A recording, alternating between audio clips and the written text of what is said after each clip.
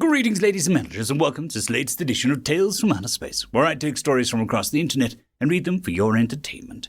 If you like this sort of content, then just smash the like button, like a rod of God fired from outer space. Also, we are heading on to 100,000 subscribers. If you are not subscribed, please just check and subscribe if you enjoy this content. Anyway, on to the story. Humans Have Magic, written by Random 3X. Glint was going about his duties for the day, and had just reached the point where he was meant to take his scheduled break.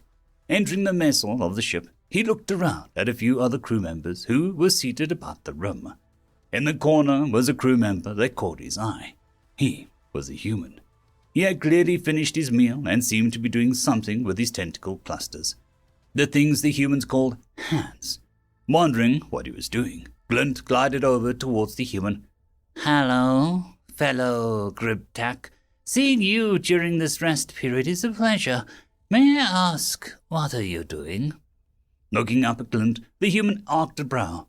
Glint knew this to be a sign of heightened attention for the race. However, the reason behind the attention was unknown to him. "Oh, hey, Glint, not sure what a Gribtac is, but, I was just practicing something," he replied, holding up a coin in his left hand for Glint to see. "Hey, coin? Yeah. You know what? This is perfect. Always best to try it on an audience." "An audience?" Glint parroted, becoming increasingly confused.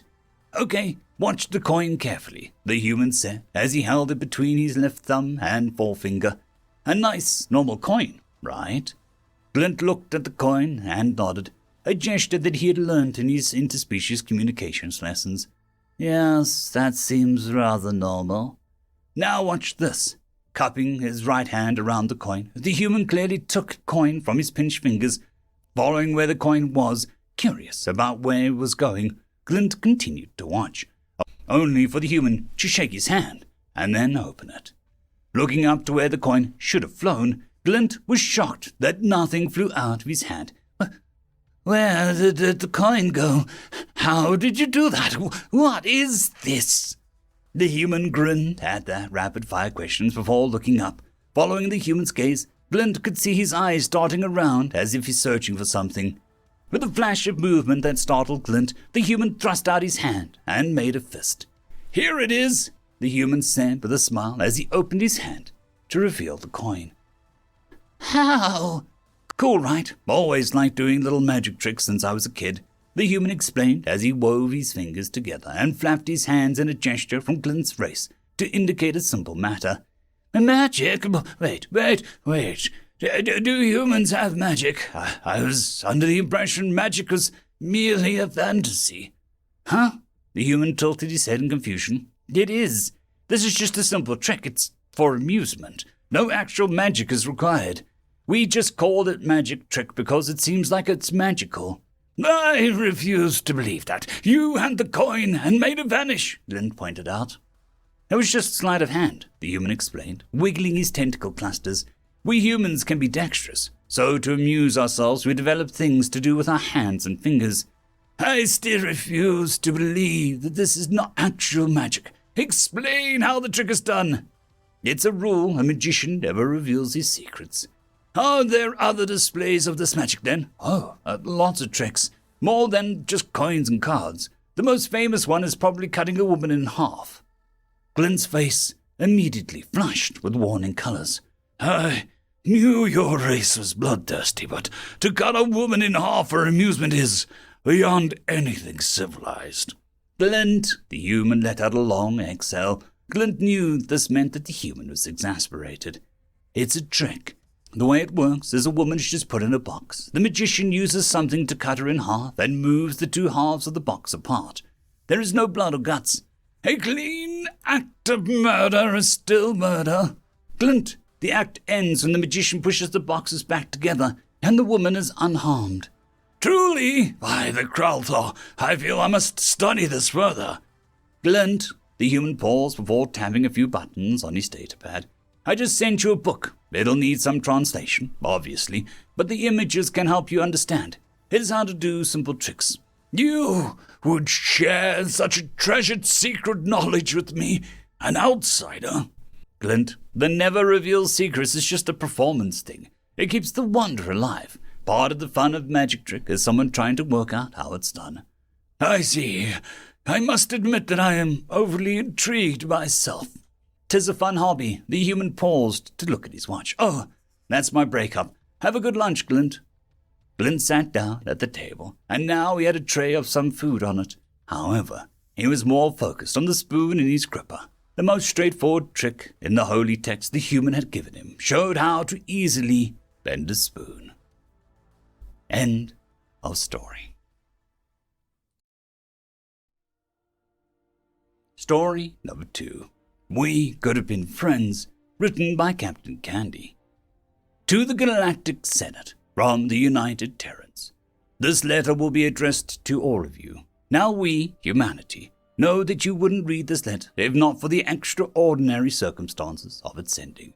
We know you would have ignored it if we didn't warp it into the center of your council room during a full attendance meeting. So, we did just that. Now it has been almost 100 of our years since you lot decided that you didn't like us. So allow me to inform you in this letter, the newer council members, who we are and what you all did. About 100 years ago, one of your scouts found our home, Earth. You saw us, classified our world according to your own standards and beliefs, and found our world to be an anomaly-class planet. You thought the planetary collision that created our moon should have shattered both worlds, making a third asteroid belt. You thought that our gravity should be too high for us to ever dream of leaving the planet and ascending to the stars. You thought the life from our planet, from microbial to megafauna and fauna, shouldn't even allow for sentience to arrive on it. Well, you all thought wrong, apparently, and when you found our little world and found us breaking every law of biology and planetary physics that you thought you knew, you took offense to that. So your little scout ship panicked, and probably in its panic nearly burned out its FTL drive to report our presence. Then, the Council of the Time declared us a threat to all galactic life, and sent an extermination fleet to our planet. Shame that we already had sent out generation ships, isn't it? Otherwise, when you cracked our planet in half, you probably would have killed us all off. Thank goodness you didn't, and thank goodness you didn't think to look at how advanced our various fields of science were. If you had, you would have realized we figured out instant communication across any distance a decade ago.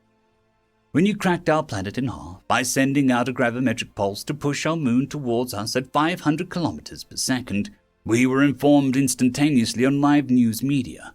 Now, it was just a few measly generation ships, no harm, no foul, right? Well, you would be right, but humanity always did a little extra. Just how we survived on our anomalous little ball of death, I suppose. By the time you cracked our planet like a chestnut, we had sent out a few dozen colony ships. All of us in contact with each other, by the way. Each of us carries one part or another of human civilization on our ships. One carried every known plant genome from Earth, another every animal genome. One carried all mankind's porn, good old Ship 34. The point being that each ship carried a full part of mankind's legacy, and with our communications network not caring about distance, you can see where I'm going. We lost only two things when you destroyed our planet. 1. We lost our homeworld and all of our families. 2. We lost our mercy. You showed us that every race in the galaxy, out of fear, spite, jealousy, and probably a few other emotions, would want to kill us, to wipe us out, and every human you can find. Now, we have not one planet, but 39, and we have had 100 years to develop each world and advance our science in the process. Each planet focuses on a specific field of research too, so you can imagine the kind of progress we made. When we were divided on Earth, our rate of advancement already terrified you counselors. Now we have whole planets dedicated to specific fields and branches of science. Our population took a while to bring back up, but we've shored up the numbers. Our population is now even greater than it was on Earth.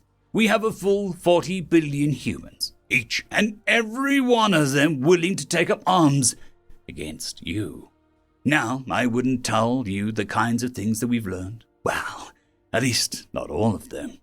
Need to save some simple surprises for you after all. Wouldn't be very fun exterminators without that, would it? What I can say in this letter is we've got teleportation by the gonads, and our ballistic weapons don't use explosive propellants anymore. Hell, if you see one of our ballistics, you're probably going to be losing whatever moon or planet we aim that son of a bitch at. You showed us gravity weapons are a thing, and Earth, in her death throes, sent us every reading they got from your little gravity pulse. Our material sciences is the kind of crap you hear about in old Earth mythologies now too. Seriously, you guys pretty much helped us advance a few thousand years by focusing us all. That was a big fecking mistake. Now this isn't the worst part though. The worst part is that you guys didn't have to do what you did.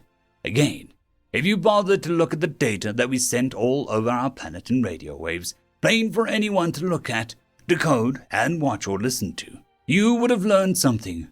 We, humanity, felt alone for a long time. We desperately wanted to know if we were alone in this galaxy, in this universe. We didn't have to become a life or death enemy, you know. We could have formed an alliance. Our combined militaries and sciences could have formed a golden age for the whole Milky Way galaxy. We could have tamed the whole star clusters together, gone to grand business ventures, terraformed acid worlds. We could have researched together and unlocked biological immortality, and eliminated disease from every sentient in the galaxy. We were so desperate to just not be alone, and we would have done anything to prove that we could have been business partners, to be healers and scientists, to help all life in this galaxy. But more than all of this, you chose to try and exterminate us when we could have been friends. See you real soon. End of story.